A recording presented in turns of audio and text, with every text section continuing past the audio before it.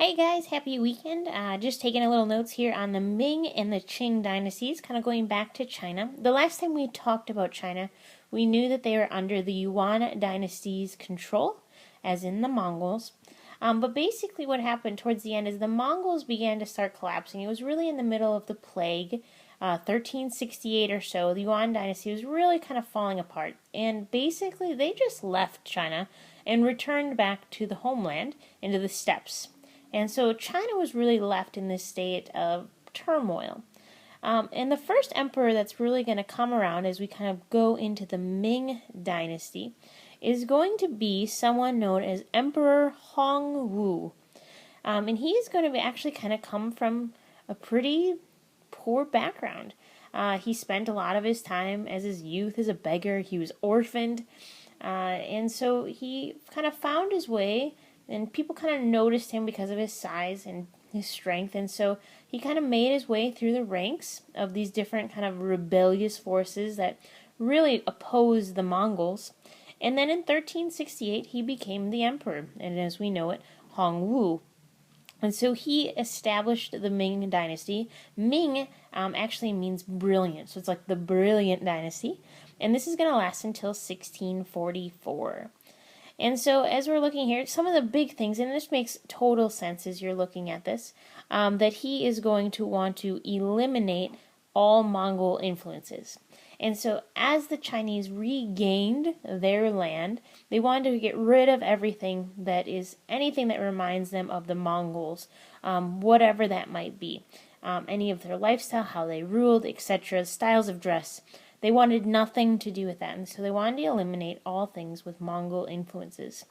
And then they kind of had this turning back, and as we talk about Chinese history being very cyclical, they're going to return back to the civil service exam and that kind of bureaucracy that they've set up, where they have trained people that have passed the civil service exam in government positions. They reestablish Confucian education.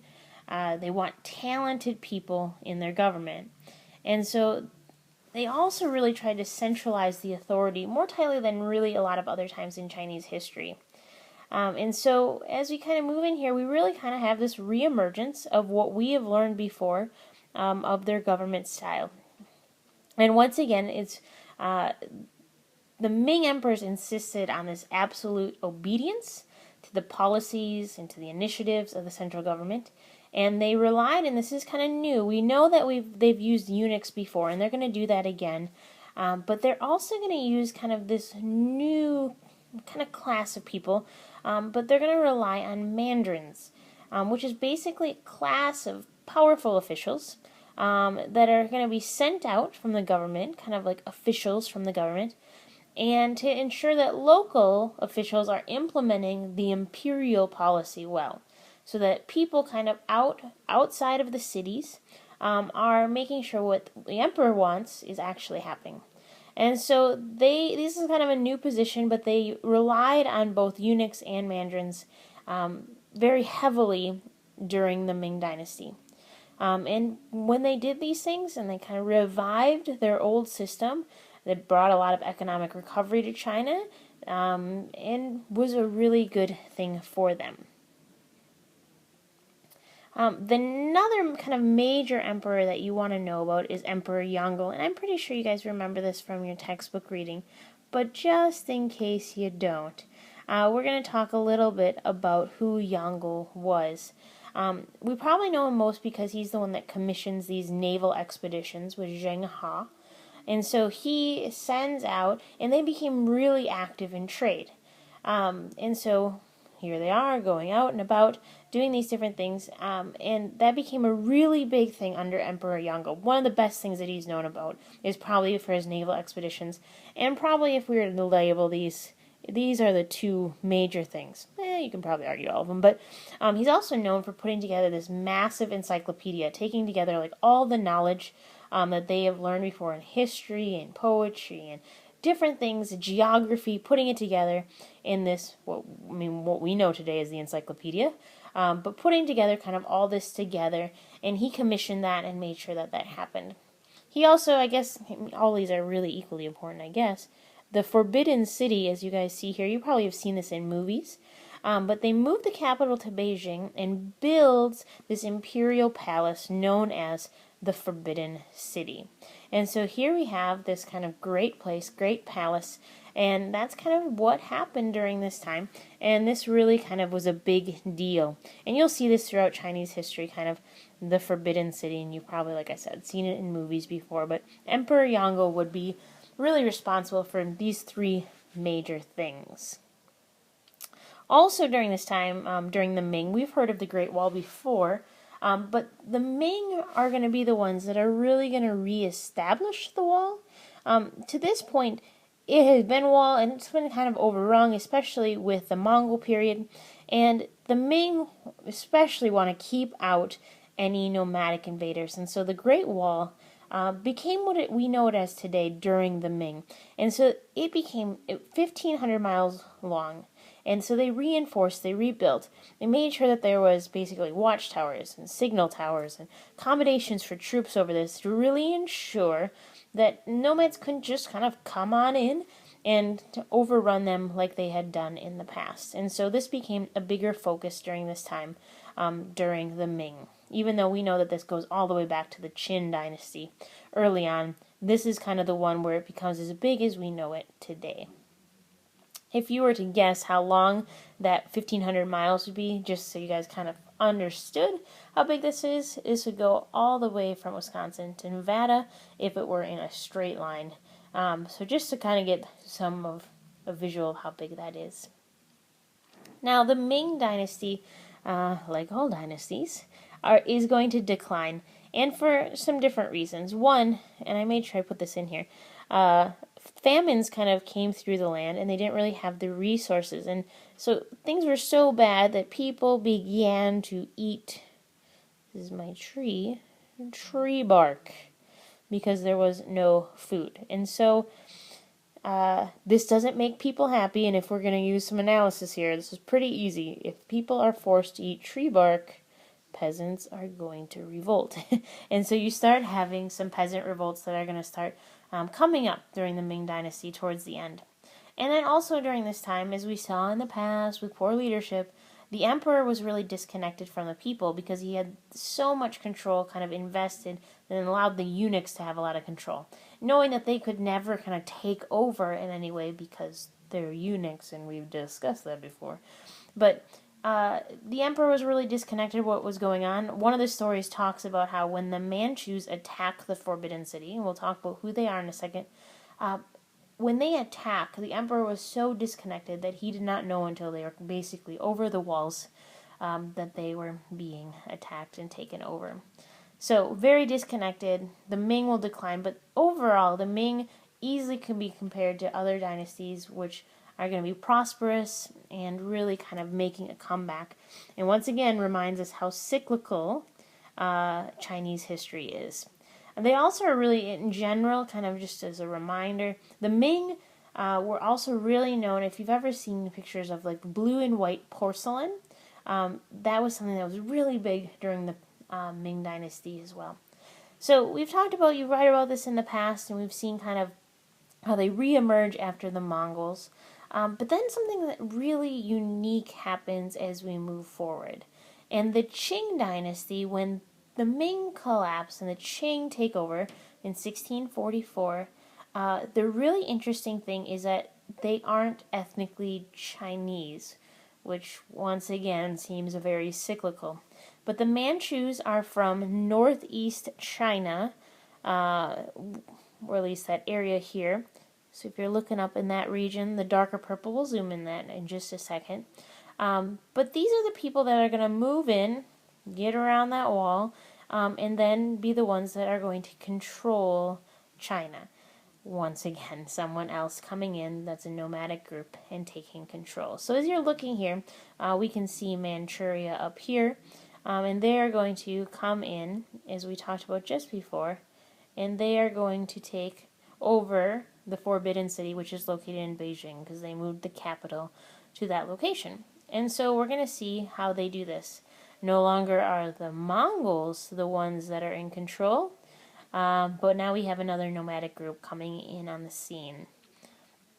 And so obviously this is going to kind of bring this back up again, but there's going to be a lot of ethnic and cultural tensions between the Manchus and the Chinese. The Chinese are probably very used to this as people kind of come in. That's why they built that Great Wall. But some of the rules that they set up during the Qing Dynasty was that no Chinese people were to travel to Manchuria, which is where I just circled on the map before. You weren't supposed to learn Manchu languages. You could not marry.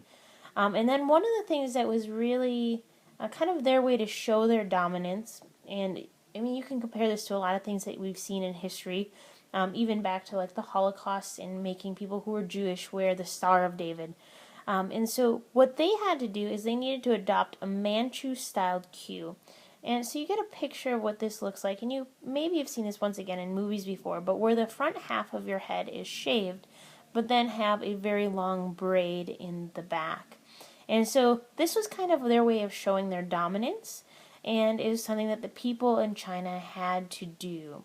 And so we see how the Manchus come in, and they really show dominance, come in and become the controllers in China.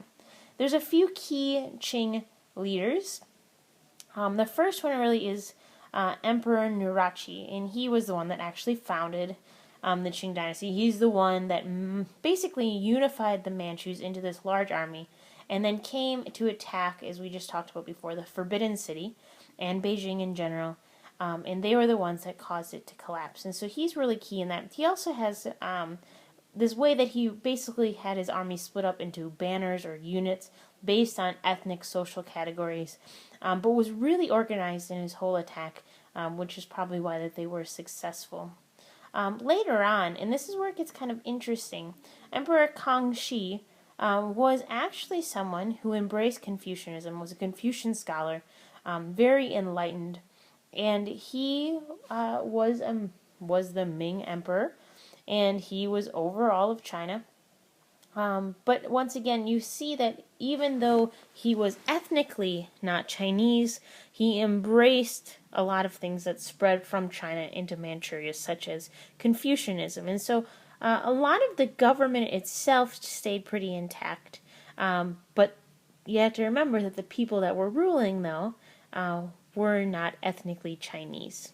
He also conquered Taiwan during his kind of rule, and at the time when in kind of southern, we see this once again earlier in history, but the southern China fell, and when this happened, so the southern Ming Dynasty fell, many people then fled to Taiwan. And we can talk more about Taiwan and modern Taiwan sometime later in the course. And then last but not least that we want to talk about, once again, this is really interesting, but Qianlong was the emperor at the end of the Qing Dynasty. Very prosperous. Things were going really well. And it was really unique. Once again, he was very educated. He composed and was known for composing lots of poetry. He was an art critic. He would look at sculpture and paintings. But once again, these are kind of linked together as you look at the prosperous. It was so prosperous that at 4 different times during his leadership, they had so much money coming in that they didn't even have to do tax collection. So just think, for 4 different times during your life, if you lived during the Qing, no taxes for you. And so he was able to do that during his reign. The social hierarchy during this time, kind of similar to what we talked about before. We saw like the emperor and his family, the scholar bureaucrat, the gentry, the people that really, once again, really embraced Confucian values and did well on the civil service test. And then we have kind of your ordinary peasants, working class merchants in the middle. And then this is interesting. They kind of had this focus about the military being at the bottom, which really kind of makes sense if you are an invader that's running China, that you would be opposed to people that are in the military. Another curious thing is over here, foot binding became more popular during this time. And we know that emerged during the Song, but as it kind of continued on, it became more popular, and it was seen as attractive to men if women had their foot bound. And so we see this kind of continue throughout history. And This will continue for a while, and not even really until modern day times did this become something that was unacceptable and cruel. And so it was really kind of a status signal. Like if a woman could have her foot bound, basically that meant that she was from a family that was well enough, financially well enough, not to have to work because you couldn't walk the same as everybody else. And so it really told something about your family with this as well. And so just a very interesting thing as you kind of look at the social hierarchy during Qing China. And then if you wanted to kind of do some comparisons between the Qing and the Tang Dynasty, which we learned about a while ago, there are a lot of similarities. They were both very long-lasting dynasties if you look back at the years from the beginning. They both embraced Confucian studies and rule. They both used the civil service exam. They had a very good centralized government with a bureaucracy. And then once again, these kind of link together here, but the focus on filial piety, a patriarchal society, very similar to what we've seen throughout history in China. The really glaring difference is how the Tang Dynasty was ethnically Chinese, and then the Qing Dynasty were Manchus, people from Manchuria. So really unique as we look at history, and we see how as China moves away and kind of out from under Mongol control, then they were then put back under after the Ming Dynasty, and they fell under another foreign nomadic group with the Manchus. And so we see that that happens, and that's basically kind of how we have two major dynasties that we have learned about and will continue to talk about throughout the course. Thanks and have a good weekend.